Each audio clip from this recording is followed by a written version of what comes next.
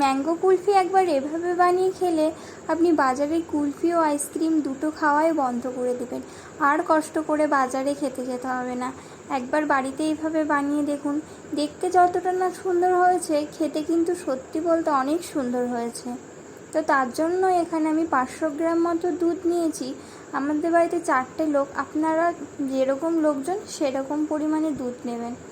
একটা এলাচ ও আমুলের যে 10 টাকা প্যাকেটের যে দুধগুলো হয় সেগুলো হাফ প্যাকেট নিয়েছি। আর 2 চামচ মতো গমের ময়দা দিয়ে ভালো মতো ফুটিয়ে একটু দুধটা পুরো পুরো করে নেব। তারপরে ফুটে আসলে পরিমাণ মতো চিনি ও কিছুটা কিশমিশ দিয়ে আরও কিছুক্ষণ ফুটিয়ে নেব। তো এটা খুবই ভালো মতো একটু ক্ষীর টাইপের হয়ে আসলে নামিয়ে ঠান্ডা করে নিতে হবে। ঠান্ডা হয়ে আসলেই